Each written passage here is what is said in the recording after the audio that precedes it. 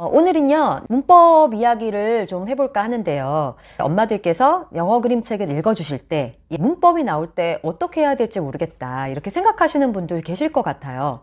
근데 예전에도 제가 여러 차례 말씀을 드렸지만, 우리나라에서는 항상 이제 문법을 먼저 배우고서 영어를 배웠기 때문에, 이제 엄마들께서 책을 읽어주시다가, 이제 과거형이 나온다든지, 조동사의 여러 가지 쓰임이 나올 때마다, 엄마들이 아시는 분은, 이렇게 학습적으로 공부를 하셔서 기억이 나시는 분들의 경우에는 자꾸 이걸 설명하고 싶으실 수 있겠다. 왜냐하면 저도 그랬었던 기억이 있어요. 아주 정말 초창기에 저도 엄마표 영어 초보였을 때. 네, 그런데 제가 지금 돌이켜서 이제 세월이 흘러서 생각을 해보면 그런 거 없이도 아이들은 기본적인 과거형에 대한 느낌을 가지고 가더라고요. 그래서 이게 이제 명확하게 이런 것들이 과거형이다라는 것을 알게 되는 시점은 적어도 이제 고학년쯤 됐을 때인 것 같아요. 그래서 우리가 이제 아이들이 이제 전두엽이 이제 초등학교 때 이제 무럭무럭 이렇게 발달을 하게 되는데, 사실은 이 수학이나 어떤 추상적인 개념이 발달하는 시기는 사실은 만 10세 이후라고 해요. 그래서 그때쯤이 됐을 때나 추상적 개념을 이해할 수가 있는데, 가령 예를 들어서 웬트라는 말이 나왔을 때 이거는 고의 과거형 웬트야, 이렇게 아이들한테 얘기를 해주게 되면 어린 아이들의 경우에는 과거형이라는 말 자체가 어려워요. 그러니까 과거라는 것도 어렴풋이 알 수는 있겠지만 사실은 과거라는 말 자체가 추상적인 용어죠.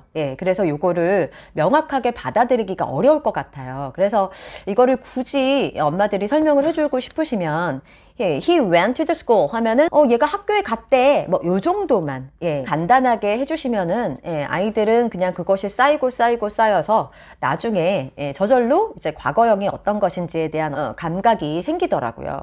그래서 저희도 이제 모국어의 경우도 마찬가지잖아요. 이제 중학교에 갔을 때 우리도 막 주어는 뭐고 서술어는 뭐고 관용어가 뭔지 뭐 이런 거 배우잖아요.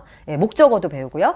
그런 것처럼 우리 이제 모국어 습득 방식으로 영어 영상에 노출되고, 그리고 영어 책도 그런 방식으로 읽은 친구들은 나중에 아이들이 어떤 추상적 사고를 할 수 있을 때쯤 됐을 때 그동안에 우리가 익히 들어서 알고 있던 표현들이 이게 과거형이었고 이것이 현재 완료였고 이것이 조동사의 무슨 뜻이었구나 라는 것을 배우는 시점이 왔을 때 오히려 익숙하게 받아들일 수가 있는 거죠. 그래서 저는 이제 뭐 이런 거 나오면은 아이들한테 일일이 설명해 주실 필요가 없다 라고 다시 한번 말씀을 드리고 싶어요. 그래서 이제 여러분들께서 이제 특히나 이제 저학년 이전에 중저학년 이전의 친구들에게 엄마들께서 엄마표 영어를 아시고 한번 우리 아이한테 한번 책을 읽어봐 주고 싶으신 분들 중에서 이런 여러 가지 문법에 관련된 표현들 나왔을 때 정말 주저하지 마시라고 말씀을 드리고 싶고요. 그냥 자연스럽게 흘러가듯이 읽어주셔도 아이들은 이 영상을 통해서 혹은 책을 통해서 충분한 인풋이 이루어졌을 때 실제 용법에 대해서는 나중에 배웠을 때 훨씬 더 습득이 빠르다라는 것을 제가 요즘에도 많이 느끼고 있거든요. 오히려 이제 충분히 모국어식 습득 방법으로 엄마표 영어가 충분하게 진행된 친구들의 경우에는 오히려 나중에 이제 문법 문제를 풀 때도 더 친근하게 풀 수가 있어요. 자연스러운 걸 찾으면 되거든요. 그냥 말을 했을 때, 이거를 읽었을 때 평소에 내가 듣던 어떤 문장하고 비슷한 거를 이렇게 아이들이 찾기 때문에 익숙해진 어떤 그런 표현들이 많이 쌓일수록 나중에 이제 문법 공부를 할 때도 훨씬 더 이제 틀린 거를 찾는다든지 뭐 이런 문제에 있어서는 더 유리하다고 볼 수가 있죠. 문장 만들기, 영작은 말할 것도 없고요. 그렇기 때문에 중저학년 친구들에게 그 이전 친구들에게 책을 읽어주실 때는 그렇게 이제 문법 용어 같은 것들에 너무 이렇게 얽매이지 않으시는 게 좋다, 오히려. 이렇게 말씀을 드리고 싶어요.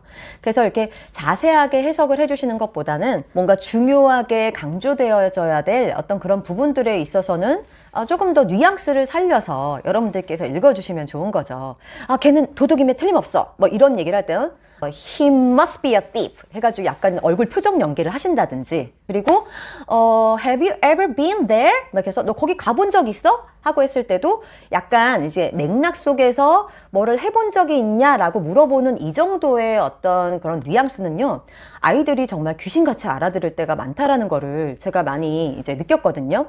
특히나 이제 듣기 노출이 평소에 많이 이루어진 친구들의 경우에는 정말 이 뜻을 오히려 아이들이 어느새 알고 있는 그런 경우도 많이 보았기 때문에 여러 가지 조동사, 뭐 과거형, 이제 현재 완료 이런 부분들에 대해서 여러분들이 오히려 이제 읽으시면서 엄마들은 학습으로 좀 공부를 하셔도 될 것 같아요. 우리는 이제 학습의 세대잖아요. 아이에게 책을 읽어줄 때 이게 어떤 뉘앙스인지 알기 위해서는 엄마들은 문법 학습을 하셔도 좋아요. 그런데 아이들에게 이것을 가르쳐 주실 필요는 없으시다.